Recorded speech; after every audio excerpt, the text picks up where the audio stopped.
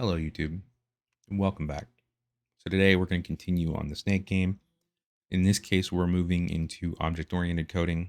We're finally to a point where it'd be easy to talk about it. So let's jump right in. First off, colors. We don't need to really update, but I'm going to update with a space right here because I think it looks nicer, especially considering I had this one already nice and then these didn't have that space. So the colors dictionary table is a perfectly acceptable usage of a dictionary. I feel like this doesn't need to be changed. We're going to dive in and we're going to eliminate a few things from the config. We're still going to end up having to use the config for a little bit because I'm not going to go through and update every single thing that uses screen X, screen Y, etc., today because that would take us forever. I'm still trying to keep these videos between 10 and 15 minutes if I can. Sometimes they'll run out to about 20, but I don't want to do like an hour-long video or 45 minutes. I feel like that's a bit long, especially with my monotone voice. So let's dive in. We're going to start off by creating a class for window because we're going to control the window using this class. We need to also define our constructor. And what this does is it creates the object. As we call the window class, it will create the object that we are working with. And that object is we're going to have some items defined inside of itself. For example, X is going to be equal to currently config screen X. Now, as I said, I want to move away from using the config, but for now we're going to need to use the config. So self Y is going to be config screen Y. Next up, we're just going to do self.title, and it's going to be equal to the title that we already have. But we're going to get rid of screen title here. And then after that, we're going to do self.background. Now, important to note when we work with the background here, we're going to actually start it off as colors black because that's what our main menu is supposed to do.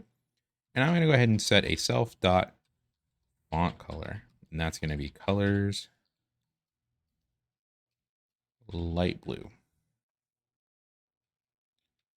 I'm going to take our menu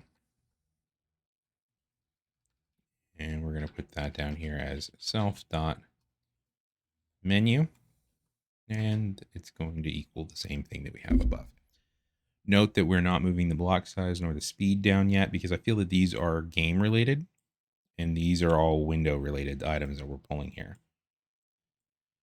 I don't want to change the background here because right now we're still using that in the game loop and I don't want to have to go through and update it just yet, but we will get there.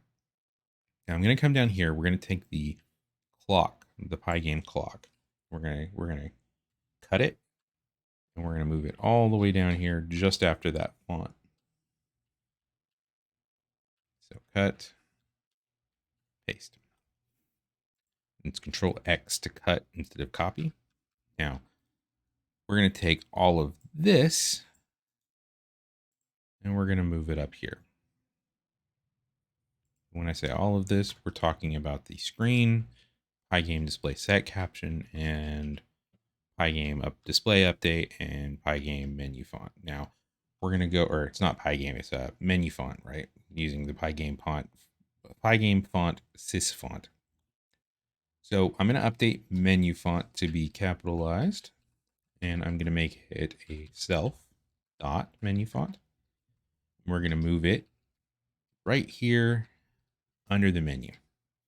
I'm going to take the screen and the screen title.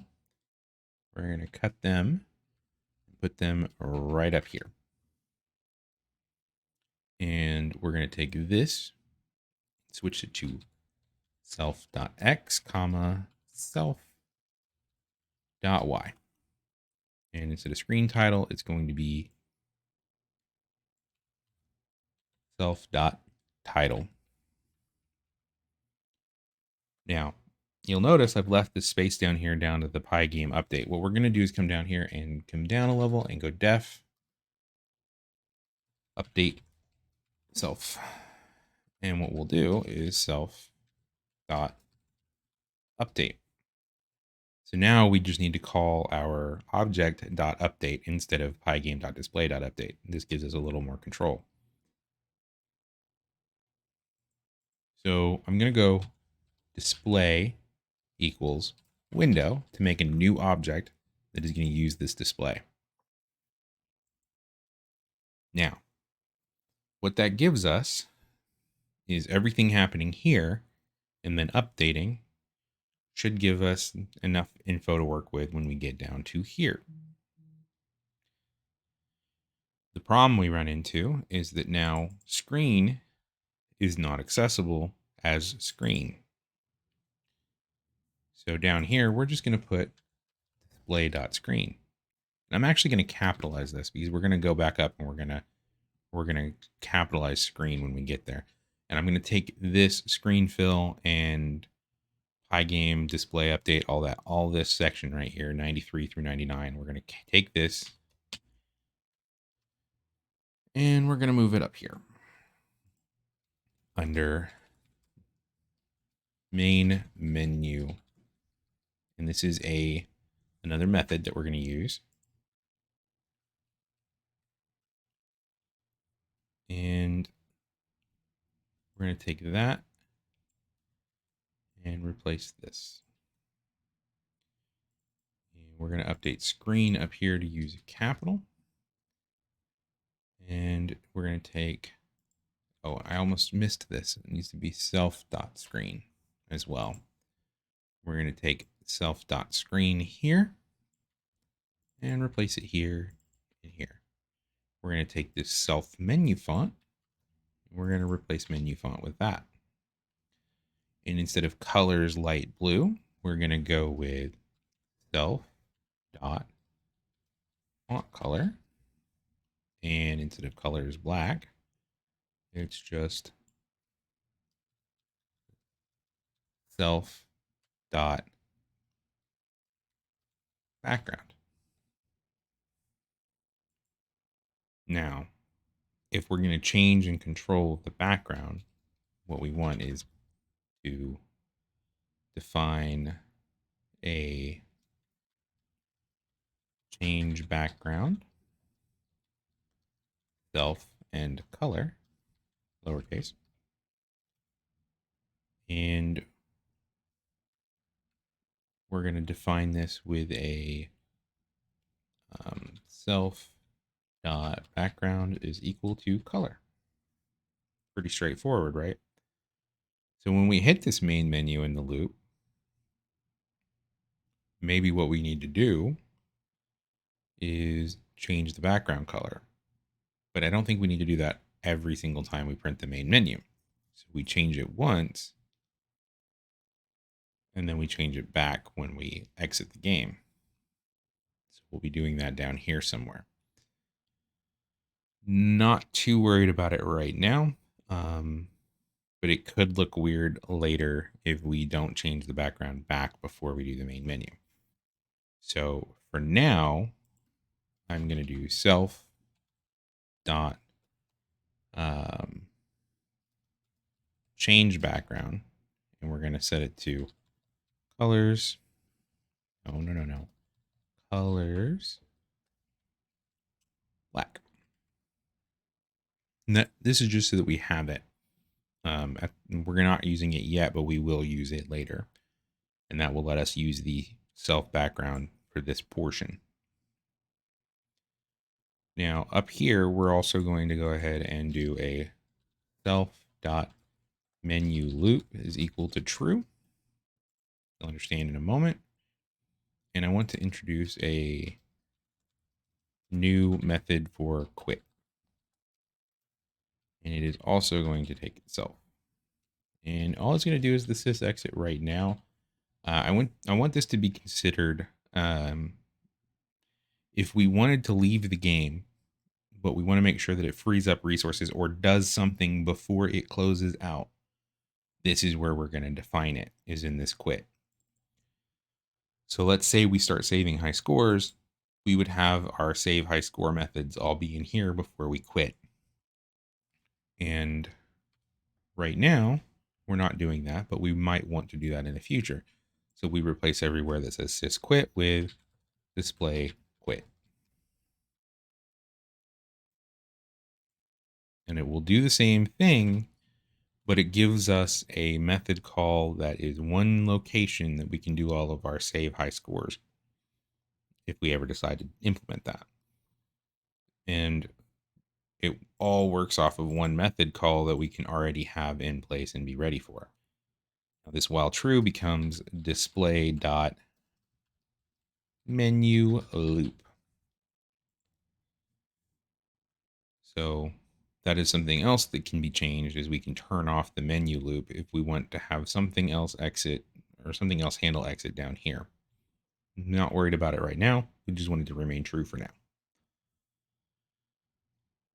So down here, we need to do our main menu draw because we don't actually call it yet.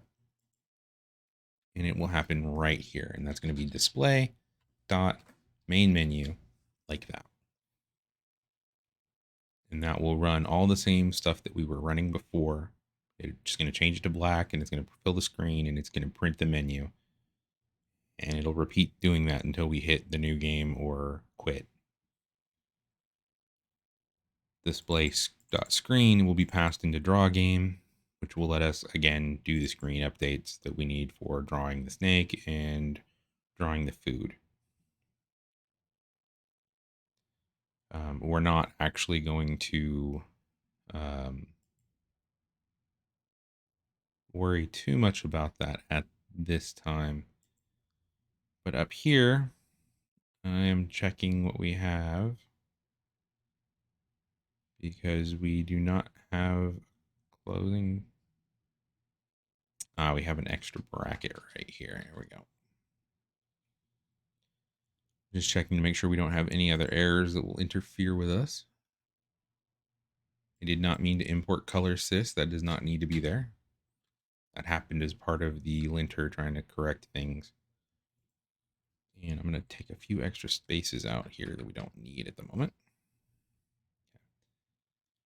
We're going to come down here. I'm going to actually take this out because this is also unneeded. Everything for drawing the snake tail right here requires just the length to be increased. So we're going to remove this XY. Because when we collide with the food, we don't really worry about it. We're already there. So we're going to have that XY position still be there until we get to the end of the snake. Okay. With all of that being done, we can now pop open a new terminal, and we're going to run Python snake game. As you can see, the new menu printed up. The game is functional. I can just, there we go. Game is still functional. The tail still draws out, extends. We can still, crash into a wall, fire up a new game. It still resets the snake, still changes the food location, and we can still quit. And that was with the Q key. Let's actually click the X. Still works. So what we've done is eliminated a couple of items. Now here, we're using color black there, but we changed the use of the font color here. We're still using config menu. So let's go ahead and change config menu. And this will now be self.menu. So that we're drawing it from here. And we're going to go ahead and get rid of menu here just to make sure that it doesn't draw from the config. And there's the menu. So it's drawing the menu from the object now. And back to the menu, no problem. Still quits normally. No big deal. So we shouldn't be using config in here for anything other than X and Y location. And then when we're in the game loop, it's using config for the minty green, the block size, and the speed. Now, we could probably put the block size and the speed into the window config, but I'm going to put that in the game config because I feel like we can use that to change difficulty as well. So this controls just the main window then it's controlling the main menu as well on the first loop. So when we get into the game, it's going to control things that happen in the game. A reset snake and randomized food location will happen when we get to building the class object structure for the snake and for the food. The game loop will be handled by the game object as well. So the next big piece is going to be trying to move to building the snake and the food objects, and then the game object. I think the game object will be first, because it's going to be, the game object is going to have to contain the snake object and contain food objects. It will probably contain a count or a list of food objects so that we can upgrade the number of food objects that we need at any given time. The draw game here is actually something that can be moved into the window eventually, but it relies heavily on the snake and the food. So we're not, until we have this updated, I don't want to move this into the window control.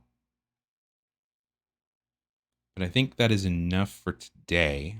I don't want to draw this out too much longer. I'm going to commit these items to my next branch. So if you look, we already have a new branch for object-oriented 1.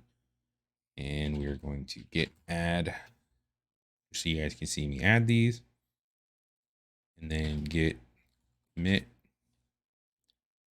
-m for the comment that we're going to put in. And this is the first steps towards object-oriented snake game for my YouTube tutorial series.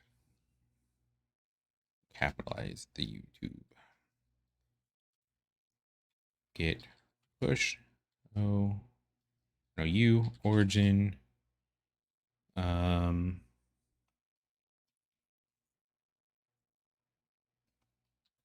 object oriented 1.